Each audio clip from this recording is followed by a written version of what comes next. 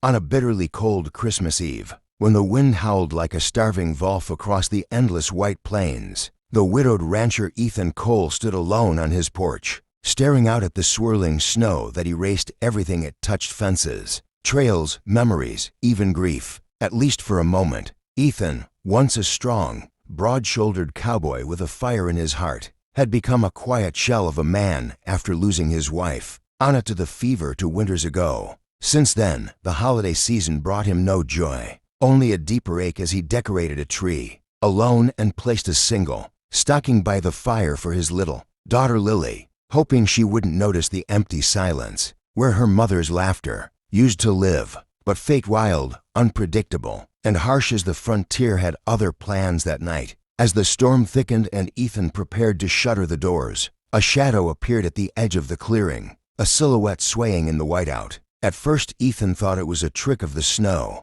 but when Lily tugged at his sleeve and whispered, "Pa, someone's coming," he felt a cold heavier than the winter settle into his bones. The figure stepped closer, stumbling, clutching her arms around herself. Soon, the lantern light revealed an Apache woman, tall, striking, wrapped in fringed buckskin clothes now soaked with snow, her long dark hair frozen stiff, her face weary yet proud, her breath trembling as if she'd used the last of her strength to reach the cabin. Ethan instinctively placed his hand near his holster, not in hostility, but out of frontier caution. But before he could speak, the woman raised her chin and said in a voice both desperate and dignified, "I need shelter. Please." She did not bow, did not cower, yet the shiver in her words exposed the truth.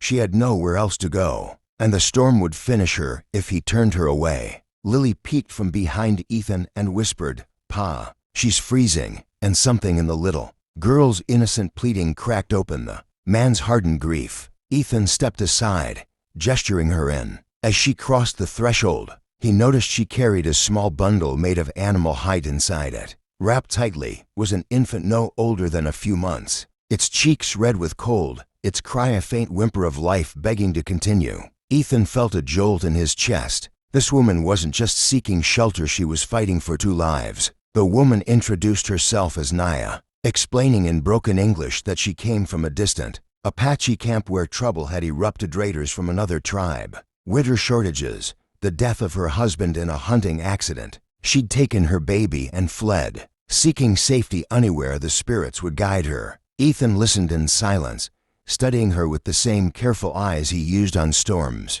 cattle, and wounded horses. She was strong, proud, but exhausted beyond measure, a warrior mother pushed to the edge of the world. Lily, with her gentle curiosity, edged closer and touched the baby's tiny hand, smiling when the infant wrapped a weak fist around her finger. That simple moment, innocent, warm, human, shifted something in the room, melting a layer of frost around Ethan's heart. He lit the fire, brought blankets, and warm stew over the flames. As the hours passed, the storm raged outside, slamming the cabin with icy fists. But inside, a fragile sense of life returned. Naya's baby stopped shivering. Lily sang Christmas hymns softly, and Ethan found himself watching Naya with a strange mixture of concern and admiration. She moved with a quiet strength, her eyes deep and alert even in exhaustion, as if she'd survived pain Ethan could only imagine. When he asked why she walked so far alone, she said, "A mother walks until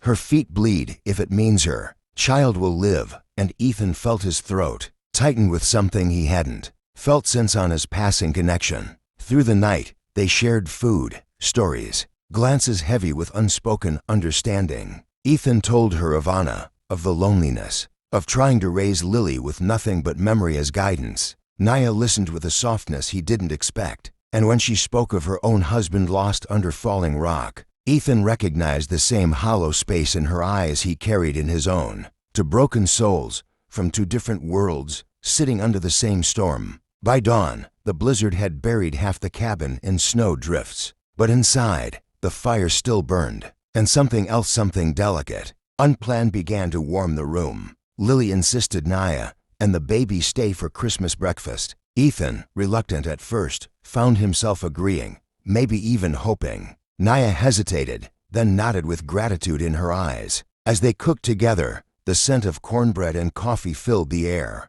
and for the first time in years, Laughter small, uncertain, but real returned to Ethan's home. When the sun rose high enough to turn the snow into silver light, Ethan stepped outside and saw tracks fresh, heavy, clustered approaching from the woods. Apache riders, not hostile, but searching. Naya's people. She stepped outside, the baby in her arms, her eyes reflecting both fear and hope. The riders halted, their horses snorting clouds of steam, and an elder dismounted, speaking to Naya in their tongue. Ethan felt the world tightening again. Was she leaving? Was this night only a passing miracle? But Naya turned to Ethan after speaking with them, her face carrying an emotion deeper than gratitude. "They will take us back," she said softly. "But I will not forget what you did. You saved my child's life. You saved mine." Lily ran to her and hugged her tightly, and Naya knelt, tears glistening in her lashes as she held the little girl. Then, before mounting the horse, she placed her hand on Ethan's chest right above his heart and whispered, "If the spirits allow, we will meet again."